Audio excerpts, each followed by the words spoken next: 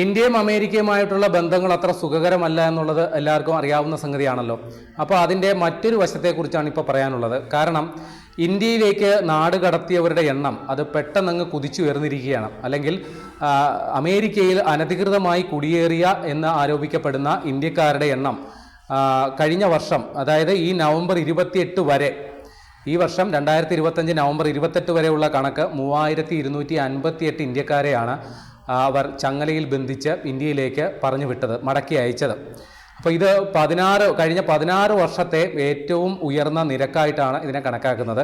2009 മുതൽ ഇതുവരെ ആകെ 18,822 പേരെയാണ് അമേരിക്കയിൽ നിന്ന് ഇന്ത്യയിലേക്ക് നാടുകടത്തിയതെങ്കിൽ കഴിഞ്ഞ ഈ നവംബർ 28 വരെ, കഴിഞ്ഞ വർഷം നവംബർ 28 വരെ ഏതാണ്ട് 3258 പേരെ, ഏതാണ്ട് 1/3 അല്ലെങ്കിൽ 1/4 ഭാഗം പേരെ ഇന്ത്യയിലേക്ക് ഈ ഇത്രയും സമയം കൊണ്ട് ഇന്ത്യയിലേക്ക് പറഞ്ഞയച്ചു എന്നുള്ളതാണ് ഈ കണക്ക്. അപ്പോൾ രാജ്യസഭയിൽ ഇന്ത്യയുടെ വിദേശകാര്യമന്ത്രി എസ് ജയശങ്കറാണ് ഇത് സംബന്ധിച്ചുള്ള പ്രസ്താവന നടത്തിയത്. അപ്പോൾ ഇന്ത്യയിലോട്ടുള്ള ഈ നാടുകടത്തൽ വലിയ വിവാദമായിരുന്നു. എന്തോ വലിയ കൊടിയ ക്രിമിനൽ കുറ്റം ചെയ്തവരെ പോലെയാണ് അമേരിക്കക്കാർ ഇന്ത്യക്കാരെ കണ്ടത്. കൈകാലുകളെല്ലാം ചങ്ങലയിൽ ബന്ധിച്ച് ഈ അടിമകളെ കൊണ്ടുവരുന്ന, അല്ലെങ്കിൽ കൊടിയ ക്രൂരത ചെയ്ത കുറ്റവാളികളെ കൊണ്ടുവരുന്നത് പോലെയാണ് ഇവരെ കൈകാലുകൾ ബന്ധിച്ച് ചങ്ങലയിൽ ബന്ധിച്ച് ഈ അടിമ വ്യാപാരത്തിനൊക്കെ കൊണ്ടുപോകുന്ന ചില സിനിമകളിലെ ദൃശ്യങ്ങളെ അനുസ്മരിപ്പിക്കുന്ന വിധം സൈനിക വിമാനങ്ങളിൽ കൊണ്ടുവന്ന് ഇന്ത്യയിൽ തള്ളുകയായിരുന്നു വാസ്തവത്തിൽ. അപ്പോൾ ഇവിടെ ഒരു വിവാദം കഴിഞ്ഞ ദിവസം ഉണ്ടായിരുന്നു. ഒരു 73 വയസ്സുകാരിയായ ഹർജിത് കൗർ എന്ന് പറയുന്ന ഒരു വൃദ്ധ.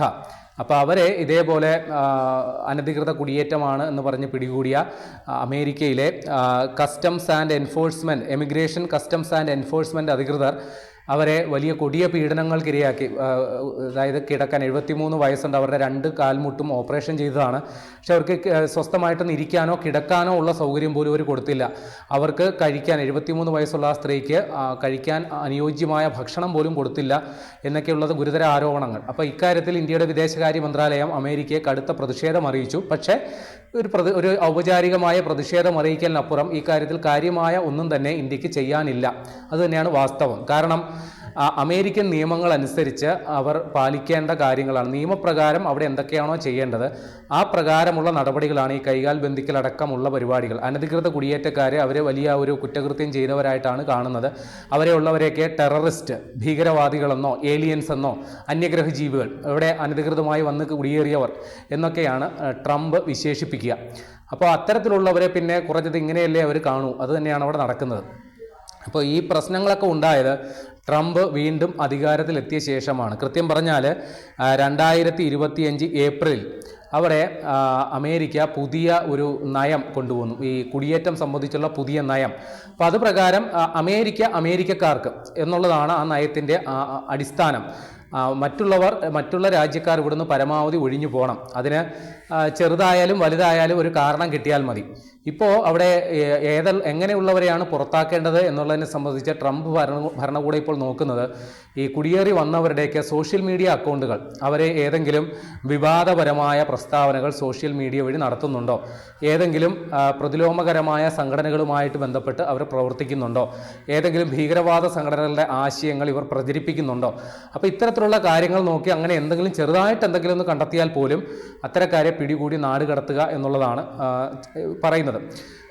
കുറേ സ്റ്റുഡൻറ് വിസകൾ അവർ നിഷേധിക്കുന്ന സാഹചര്യം വന്നു.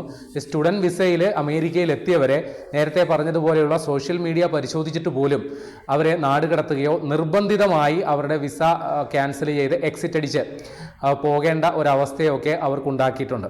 കൂടാതെ H-1B വിസ എന്ന് പറയുന്ന പരിപാടിയുണ്ടല്ലോ, തൊഴിൽ അന്വേഷകരുടെ, അമേരിക്കയിൽ തൊഴിൽ നേടണമെങ്കിൽ ഈ H-1B വിസ വേണം.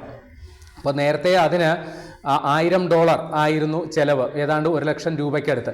ഇപ്പോൾ അത് $10,000 ആക്കി. അതായത് 10 ലക്ഷം രൂപ എങ്കിലും കൊടുക്കണം ഒരു H-1B വിസ. അമേരിക്കയിൽ പോയി ജോലി ചെയ്യണമെങ്കിൽ ആദ്യം തന്നെ നമ്മൾ 10 ലക്ഷം രൂപ മുടക്കണം.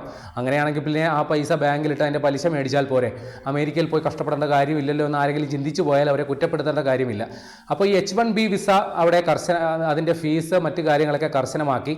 ഇതിൽ ഇളവുള്ളത് അമേരിക്കയ്ക്ക് താല്പര്യമുള്ളവരാണ് വരുന്നതെങ്കിൽ അവർക്ക് ചില ഇളവുകൾ കിട്ടും. ഉദാഹരണമായിട്ട് അവരുടെ ഏതെങ്കിലും ഒരു ആവശ്യത്തിലേക്ക് ഒരു ശാസ്ത്രജ്ഞനെയോ ഒരു IT സ്പെഷ്യലിസ്റ്റിനെയോ അവർക്ക് ഇന്ത്യയിൽ നിന്ന് വേണമെങ്കിൽ അവർക്ക് മാത്രമാണ് ഈ H1B വിസയിൽ ഇളവ് കിട്ടുക. ഇനി അവരുടെ ആശ്രിതരായി വരുന്നവർക്ക് അതിന് H4B വിസ എന്നാണ് പറയുന്നത്, H4 വിസ. അപ്പോൾ അവർക്കും ഇതേപോലെയുള്ള നിബന്ധനകളൊക്കെ ബാധകമാണ്. അവിടുത്തെ നിയമപ്രകാരമുള്ള വ്യവസ്ഥകളൊക്കെ പാലിക്കാൻ അവർ ബാധ്യസ്ഥരാണ്. ഏതെങ്കിലും തരത്തിലുള്ളൊരു വീഴ്ച അവരുടെ ഭാഗത്തു നിന്നുണ്ടായാലും പ്രശ്നമാണ്. പിന്നെ നേരത്തെ പറഞ്ഞതുപോലെ സോഷ്യൽ മീഡിയ വെറ്റിംഗ് എന്ന് പറയുന്നൊരു പരിപാടി അവിടെ നടക്കുന്നുണ്ട്. ഈ കുടിയേറി വന്നവരെ അവിടെ അമേരിക്കക്കാരെ വിമർശിക്കുകയോ അല്ലെങ്കിൽ അവിടുത്തെ ഏതെങ്കിലും സംഘടനയെ വിമർശിക്കുകയോ ഒക്കെ ചെയ്യുന്ന തരത്തിൽ സോഷ്യൽ മീഡിയ പ്രചാരണങ്ങളൊക്കെ നടത്തുകയാണെങ്കിൽ വലിയ കുഴപ്പമാണ്.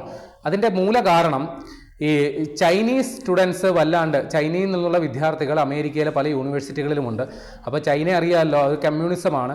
അപ്പോൾ ട്രംപിനെതിരെ പല ക്യാമ്പസുകളിലും വലിയ പ്രതിഷേധ പ്രകടനങ്ങളൊക്കെ നടന്നു. പിന്നെ അവിടെ ഈ നമ്മുടെ ഇസ്രയേൽ വംശജരായിട്ടുള്ള നിരവധി പേരുണ്ട്. അവിടെ ഇസ്രയേൽ വംശജർക്ക് നേരെ തുടർച്ചയായിട്ട് 2 വലിയ ആക്രമണങ്ങൾ നടന്നു. അതിൽ 2 പേർ കൊല്ലപ്പെടുകയും ചെയ്തു. അപ്പോൾ അതിൻ്റെയൊക്കെ പിന്നിൽ അമേരിക്കയിൽ കുടിയേറി വന്നവരാണ്. പിന്നെ പ്രമാദമായ ഒരു കൊലപാതകം നടന്നു. അതിൽ കൊല്ലപ്പെട്ടത് ഒരു ഇന്ത്യൻ വ്യവസായിയായ ഹോട്ടലുടമയാണ്. അപ്പം അദ്ദേഹത്തെയും കൊന്നത് നമ്മുടെ ജോ ബൈഡന്റെ ഭരണകാലത്ത് അമേരിക്കയിലേക്ക് കുടിയേറിയ ഒരാളാണ്.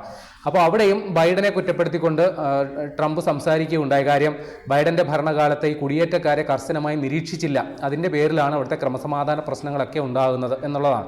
ഇപ്പോൾ ചുരുക്കി പറഞ്ഞാൽ ട്രംപ് തീവ്ര ദേശീയവാദം ആളിക്കത്തിക്കുന്നതിന് വേണ്ടിയിട്ട് അമേരിക്കക്കാർക്ക് എന്തോ വലിയ പ്രത്യേകതയുണ്ട്, മറ്റുള്ള രാജ്യക്കാരൊക്കെ വളരെ മോശക്കാരാണ് എന്നുള്ള ചിന്താഗതി പ്രചരിപ്പിച്ചിട്ടാണ് അദ്ദേഹം ഈ തീവ്ര ദേശീയത പ്രചരിപ്പിക്കുന്നത്. അപ്പോൾ അതിൻ്റെ ഇരകളായി മാറ്റപ്പെടുന്നവരിൽ വലിയൊരു വിഭാഗം ഇന്ത്യക്കാരാണ് എന്നുള്ളതാണ് വാസ്തവം. ഇനി കൂടാതെ അമേരിക്കയിൽ എന്തോ സ്വപ്നഭൂമികയാണ് എന്ന് കരുതി അനധികൃതമായിട്ട് അവിടെ ഈ ഏജന്റുമാർ മുഖേന ലക്ഷങ്ങൾ മുടക്കി അമേരിക്കയിൽ വ്യാജരേഖകൾ ചമച്ച് ചതിക്കപ്പെട്ട നിരവധി പേരുമുണ്ട്.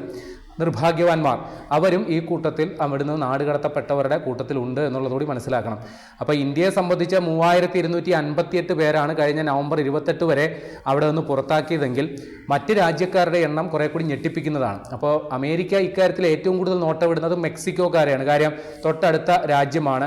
ഈ മെക്സിക്കോയിൽ നിന്നാണ് ഏറ്റവും കൂടുതൽ കള്ളക്കടത്ത് സാധനങ്ങൾ, മയക്കുമരുന്ന് അടക്കമുള്ള ലഹരി വസ്തുക്കളടക്കമുള്ളവ അമേരിക്കയിലേക്ക് വരുന്നത് എന്നുള്ളതാണ് ട്രംപിൻ്റെ ആരോപണം. അപ്പോൾ അത് തടയാൻ ലക്ഷ്യമിട്ടാണ് അവിടെ മെക്സിക്കോ അതിർത്തിയിൽ വലിയ മതിലൊക്കെ അദ്ദേഹം പണിതത്. അപ്പോൾ മെക്സിക്കോക്കാരായ 1,03,103 പേരെയാണ് ഈ 2025 മാത്രം അമേരിക്കയിൽ നിന്ന് നാടുകടത്തിയത്. അത് കഴിഞ്ഞാൽ പിന്നെ ഹോൺഡ്രാസുകാരാണ് 68,330 പേരെ അവിടുന്ന് നാടുകടത്തി. ഗോട്ടിമാലക്കാരെ 66,768 പേരെ ഗോട്ടിമാല സ്വദേശികളായിട്ടുള്ളവരെയും നാടുകടത്തിയിട്ടുണ്ട്.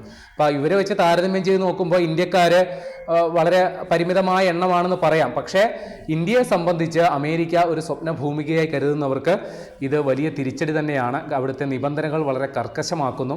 ഒരു പക്ഷേ ചിലർ വാദിച്ചേക്കാം ഇത് അമേരിക്കയുടെ സ്വസ്ഥ ജീവിതത്തിനും അവിടുത്തെ ക്രമസമാധാന പാലനത്തെയും കരുതി ആയിരിക്കാം, വാസ്തവമായിരിക്കാം, അത് തന്നെ ആയിരിക്കാം. പക്ഷേ അതിൻ്റെ ഇരകളായിട്ട് ഒരു ചെറിയ ന്യൂനപക്ഷം ചെയ്യുന്ന പിഴകൾക്ക് വലിയൊരു ഭൂരിപക്ഷം വരുന്ന സമൂഹം വലിയ വില കൊടുക്കേണ്ടി വരുന്നു എന്നുള്ളതാണ് വാസ്തവം.